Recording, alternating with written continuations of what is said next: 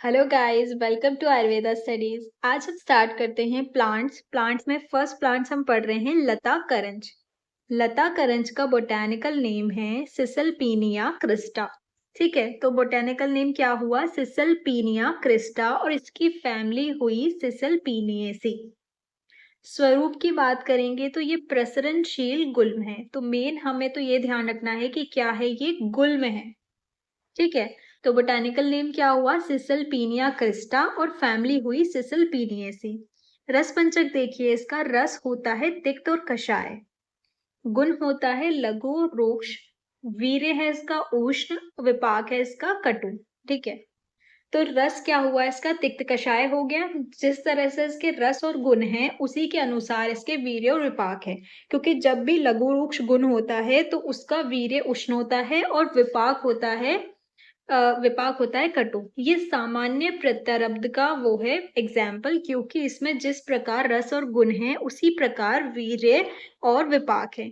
जब अलग होता है कि जब जैसे गुण हो गया स्निग्ध और विपाक हो गया इसका कटु, इस तरह का जब होता है तो वो विचित्र प्रत्यारब्ध की कैटेगरी में आते हैं। ये आप डीजी फर्स्ट में पढ़ेंगे। कर्म प्रयोग देखिए कि जिस प्रकार इसका रस पंचक होगा उसी के अकॉर्डिंग इसका कर्म प्रयोग होगा। सबसे पहले होता है ये त्रिदोष शामक, मतलब वात पित्त कफ इन तीनों दोष का ही शमन करेगा। ये इसका पहला और ये दोष कर्म हो गया इसका कि ये त्रिदोष शामक है। फिर है रक्त स्तंभक, मतलब ये रक्त के प्रसारण को रोकेगा। ठीक है, जो मतलब रक्त अगर बह रहा है तो उसको रोकेगा। ठीक है, तो इसको रक्त स्तंभक कहेंगे। स्तंभन कर्म जो हमने पढ़ा डीजी फर्स्ट में, स्तंभन कर्म होता है रोकना।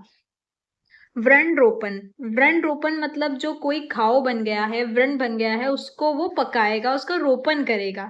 शोथहर, अगर किसी को बॉडी में शोथ उत्पन्न होता है, स्वेलिंग होती है, तो उसको ये कम करेगा।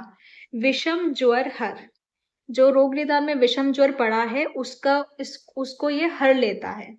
यकृत प्लीहा रोगों में इसका प्रयोग होता है, प्रमेह रोगों में प्रयोग होगा और शूल में प्रयोग होगा। ठीक है, तो ये जो जितने भी इसके कर्म हैं वो रस पंचक के अकॉर्डिंग है कि उष्ण वीर्य और कटु विपाक वाले जो प्लांट्स होते हैं वो यूजुअली कैसे होते हैं? शोथर होंगे। प्रमेह को, क्योंकि प्रमेह क्या है?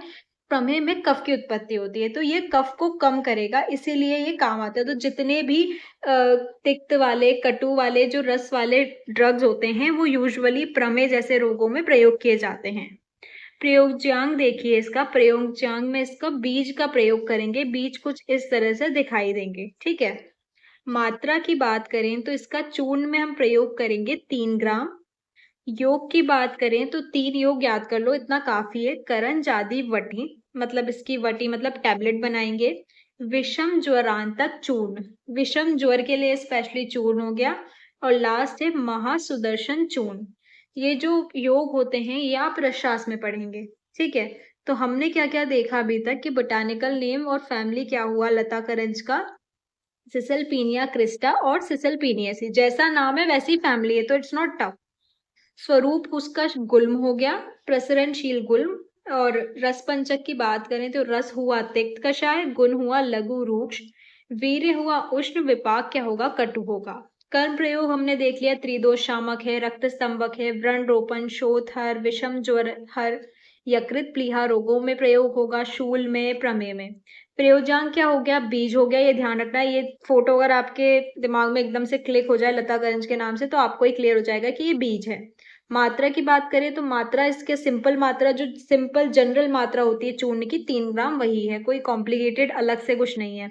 योग हो गया करंजादी वटी, विषम ज्वरांतक चूर्ण और महासुदर्शन चूर्ण। नेक्स्ट इसमें हम देखेंगे अन्य कर्म और अन्य प्रयोग। अन्य कर्म में हम बात कर रहे हैं कि त्रिदोष शामक हमने देख लिया। यकृत उत्तेजक, यकृत को उत्तेजक बनाएगा। ठीक है, श्वास हर, कि श्वास को मतलब कफ को हरेगा अल्टीमेटली, तो ये श्वास हर हुआ। कुष्ठग्न हुआ, ग्राही हुआ। ठीक है, शोथहर, वेदना स्थापन, दीपन, शूल प्रशमन मतलब पेन रिलीफ का काम करेगा। कफग्न, जैसे मैंने बताया जो कफ वाले डिजीज है उन सबको हर लेगा। ज्वरग्न, ज्वर को हर लेगा। दीपन मतलब दीपन जो कर्म होता है वो करेगा ये। मतलब जठराग्नि को वृद्धि करना। अन्य प्रयोग की बात करें तो क्या अन्य प्रयोग है कि कफ पित्त व वातज विकारों में प्रयोग होगा। जो मैंने कहा त्रिदोष शामक है तो वातज पित्तज और कफज तीनों प्रकार के विकारों में इसका प्रयोग करेंगे। आम वात को हरेगा, संधिवात में तेल का प्रयोग करेंगे। ठीक है, तो आम वात और संधिवात के जो रोग हैं, रूमेटॉइड अर्थराइटिस की जब बात कर रहे हैं हम, तो इसमें तेल का इसका प्रयोग करेंगे, लता करंज ऑयल का प्रयोग करेंगे। अग्निमांद में, प्रवाहिका में, अर्श में, यकृत प्लीहा विकारों में भी इसका प्रयोग होगा। काश्वास में भी होगा क्योंकि ये कफ को हर रहा है। कुष्ठ, विषम ज्वर और रक्त विकारों में इसका और प्रयोग होगा। तो ये हमारा हो गया लता करंज।